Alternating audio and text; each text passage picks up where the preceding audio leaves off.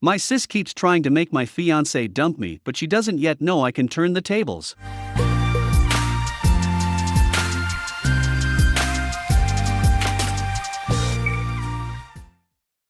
This might be a bit long. I, 27F, have been with my husband, Jay, for over 10 years. We got married 6 years ago, but only did it through court, and we never had a wedding. We always said later, but timing was not on our side. Well, it finally is. We decided to have our wedding ceremony and reception later this year, and invite our closest family and friends.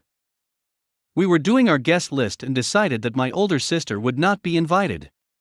She has been a toxic person in my life since I can remember. To name a few things, when I started dating Jay, she used to tell him that he could do so much better than me. I've never been someone that wears a lot of makeup, and Jay has always known this. She used to tell me that he was going to leave me because I didn't take care of myself. I've suffered from an eating disorder and have been impatient. She told Jay that I was crazy and shouldn't be dealing with me and should just leave me. When I was at said impatient, she tried to use me to get an excuse for her job so she wouldn't have to do something she didn't want to. All under the pretense of helping with our girls. This was my second day there. When I told her I couldn't, she called me selfish and why couldn't I do this for her, and didn't reach out for the 2 months I was there. And just so much more. As the years have gone by, Jay has stood up for me time and time again, and doesn't let her run over me, something I've had trouble with. She hates this. She mentioned one time that he shouldn't get involved in family/sister matters. We had a traumatic childhood, so I felt like we just had to be close. I think it's part of why I had such a hard time cutting her off. Anyways, last Thanksgiving we got into a fight. Jay and I tried to have a civilized conversation and put all differences aside and move forward. Did not go well, and she played victim at all times. Jay and I knew we tried. She brushed it under the rug and a few days later was back to normal.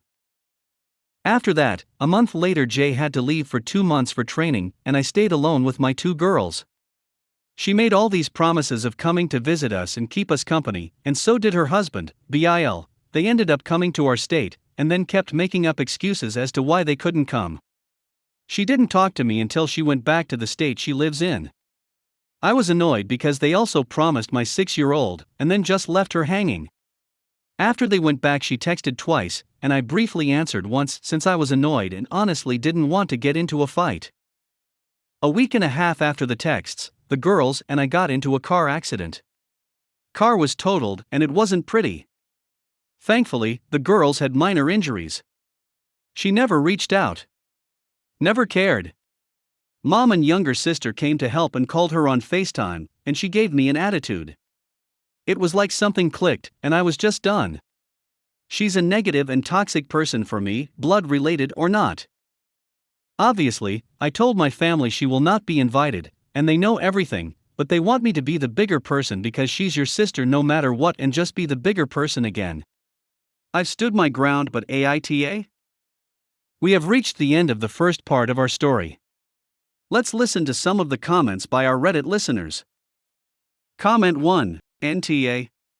Be the bigger person equals lie flatter, doormat, so we don't have to be uncomfortable. Your sister is a trash person who's made no attempts to make amends or apologize for her bad behavior. The consequence is she misses out on life events because she's proven herself to make drama out of nothing. Comment 2, heck no. You actually don't owe her anything. She has proved time and time again that she won't be there for you or your direct family. Drama will come with this decision, but if you are able to ignore it, play a cold front in a manner, and hire someone to keep the people invited in check and ensure you don't even get to know if she appears on the day, go for it. Enjoy your day, it's meant to be a happy one, smiley face.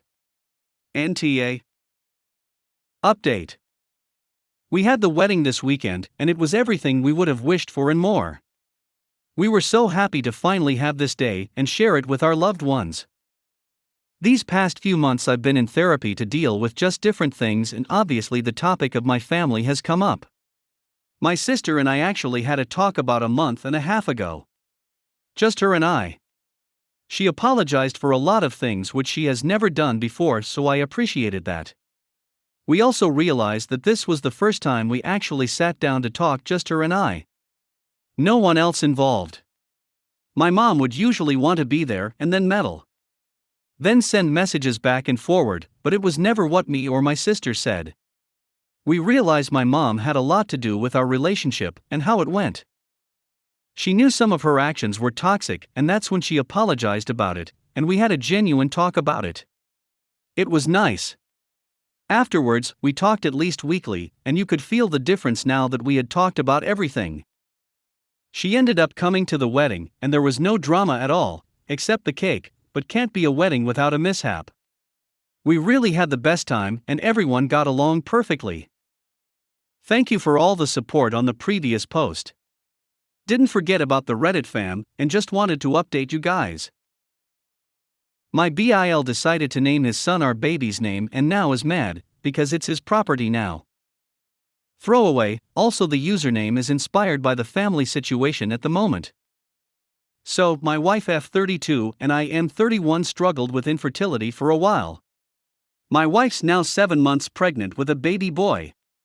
We started searching for a first and middle name, and since I come from Irish origins, we decided to settle on my great-uncle's first name and my grandfather's middle name.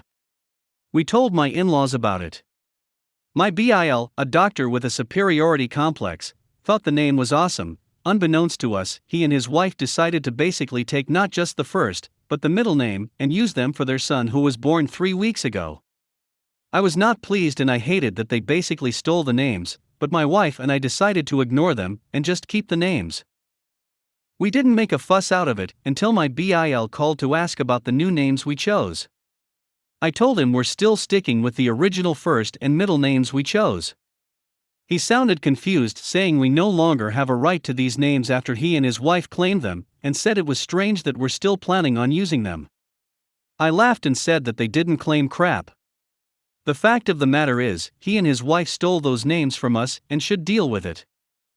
He got mad and demanded I put my wife on the phone, but we were both already on speaker, and my wife backed me up 100%. BIL then hung up and did 2 things: 1. Send his family FIL, MIL, SIL etc. to come at me specifically. And 2. Send long lists of first and middle names suggestions demanding we choose from them, and leave him and his family alone. My wife got into a fight with him just a day ago and told him he and his wife didn't even choose those names out of love, but out of spite to stick it to me for no reason.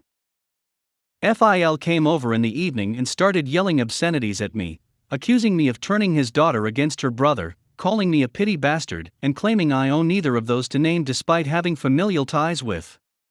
I said if I don't own those names then his doctor son sure as hell doesn't. I told him to leave, but he kept arguing till I said I'd call the police. He left then, but is now getting MIL constantly calling my wife telling her to do the right thing if she still wants a relationship with her nephew. The conflict gets worse and my wife's caving in and cracking under pressure. I keep refusing to change the name. We have reached the end of the story. Let's listen to some of the comments by our Reddit listeners. Comment 1, NTA. He basically said, hey, I like what you're doing, so I'm gonna, and you can't, that's not how the world works. Also, that family sounds like a messed up man. OP reply, exactly, and pretty much sums up my BIL's attitude. No one says anything because, hey, he's a doctor and deserves respect and grace for being a hard-working man. Comment 2, no. They're all crazy. If you had the name first, you got the rights to it, and anything else is wrong. Why are people threatening you with not seeing family? That's evil on the MIL's behalf. BIL has ego issues. Don't change the name.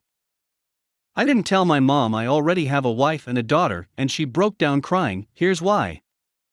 For context, I grew up in a very conservative small town in the South where everyone knew everyone and all people did was gossip. When I was 13 years old, I found out my mom had been having an affair with my best friend's dad. Within a week of me knowing, it seemed the whole town knew what happened. My parents started a divorce process. My other friends' parents told them to stop hanging out with me and my best friend because they didn't want to be associated with our families. My best friend and I had a bitter argument, and we eventually stopped talking, and I had nobody to talk to. I was also bullied in school. Kids would start chanting stuff like, "My mom and his dad, kissing in a tree," etc. My life was complete hell for the next 5 years and nobody wanted to associate with me. While this was happening, my mom and his dad were making plans to move in together. I don't know exactly what happened, but they broke up before they could do that. For custody, I stayed mostly with my dad, but my mom also had me for a pretty significant amount of time. For my mom, I just never spoke to her, usually just went into my room and locked the door. Any info she got about my personal life was from my dad. I was never actively mean to her, but I knew that ignoring her was hurting her, so I kept ignoring her. When I turned 18, I told my mom I never wanted to speak to her again, and I never did for the most part. She has continued to try to contact me. She tries to call me once or twice a week. My dad was the same. He spoke to her about stuff relating to me when I was in school and college. Once I graduated, he stopped talking to her. Fast forward to now, I got married 2 years ago, and my daughter was born very recently. My wedding only had people from my dad's side, both of my mom's late parents, and my mom were only children, so no cousins or anything. Nobody from my dad's side is in contact with my mom. Well, one day I came home, and I saw my mom for the first time in almost a decade in my living room with my wife and holding my daughter. Apparently she called like 20 people and got my address. When she saw me, she broke down and started crying and saying she's hated herself for 15 years, hasn't dated anyone since the divorce, and she's sorry, etc. I took my daughter from her arms and told her to get out of the house, or I would call the police. This was 2 days ago. She showed up at my door 3 times since then, and I am considering requesting a restraining order. We have reached the end of the story. Let's listen to some of the comments by our Reddit listeners. Comment 1. Someone can make a mistake and not be toxic. His mom's mistake may be what triggered the bullying, but it's the bullies and people's reaction that are toxic. He's holding the actions of others against his mom. Comment 2. NTA. For duck's sake, are you missing the part where the mother doubled down on her mistake and tried to move in with the affair partner despite what that would mean for her child? She obviously knew how this would affect her son and only cared when it didn't end up working out in her favor. Just so we are clear, the mother chose her happiness over her son's happiness. In a way, she is still doing this by forcing herself into his life in an incredibly aggressive and in-your-face way. Comment 3. So, you grew up in a town whose collective mentality is stuck in the 1840s, and the kids teased you because your mother walked around with a scarlet letter. If that is all you've got the YTA for holding on to your anger against your mom for all this time. It sounds like she did nothing to you. The people of that primitive little village targeted you and made you a scapegoat. If you can't at least talk to your mother, then you are no better than those people in that silly little town. Get over yourself and step into the 21st century. Fiancee made fun of my hair and received payback, so now it turns out my point was harsh and she's crying in the bathroom. My fiancée has been really self-conscious about her weight lately. She accuses me of not being attracted to her, not wanting to sleep with her, etc., which is far from true. She hasn't been interested in these things because she has low self-esteem. I try to build her up and make her feel better, but she constantly just says that I'm not attracted to her. Lately she's been poking fun at me about my hairline falling back. She kind of swipes at the corner of my hair and makes a cringe face. I'm approaching 30 and I've been really self-conscious about my hairline. I don't think it's bad, but she makes me feel worse about it than I normally would. Tonight she did it, and I tried to have a serious conversation with her about how bad it is. I'm her opinion. She just kept ignoring me and making the cringe face. So I said I'm trying to be serious because it really hurts my feelings, and she just made the cringe face again. So I replied with, "What if I looked at your belly and made that same face?" I don't even think she's fat. I just said it to make a point about poking fun at insecurities. So she started crying and went to bed abruptly. I want to apologize, but I don't really feel like I was in the wrong. I love her and I'm very much attracted to her. I've tried to be sensitive and understanding, but tonight she got to me. I knew it would hurt her feelings because of her state of mind, but I genuinely wasn't calling her fat. I feel like that a-hole because I knew it would hurt her feelings, but I feel like my logic is true. Am I the a-hole? Edit, I tried to go in the room and have an adult conversation about it. I said, I don't think you're overweight, but you're sitting there and actively hurting my feelings, and you wouldn't stop. That's not okay. She refused to talk to me. Sleeping on the couch tonight. Edit, I will say, she didn't make me or even ask me to sleep on the couch. I just didn't want to go in the room and continue the argument. It's busy season at work, and I just wanted to go to sleep. We have reached the end of the story. Let's listen to some of the comments by our Reddit listeners. Comment 1. Hopefully I don't get downvoted, but your NTA. Your fiancé kept talking about / making jokes about something you're self-conscious about.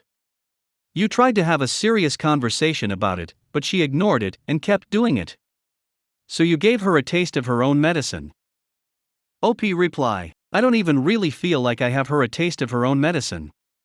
I just asked her how she would feel if I reciprocated what she was doing to me. Comment 2. She doesn't want to talk about it because 1. She knows she's wrong, and 2. It would take all of the power out of her hurting you. She is purposefully hurting you and then ignoring you. She needs therapy fast. That's not something you can help her with. However, you should not spend time with someone who treats you so poorly and is emotionally manipulating and misusing you. You should move out or ask her to, but right now, it is not healthy for either of you to live with the other. Comment 3. Maybe this says more about me than you, but I don't think your comment was proportional. I personally think excess weight for women has a lot more negative connotations in society than male pattern baldness. Also, you knew it was a bad thing to say.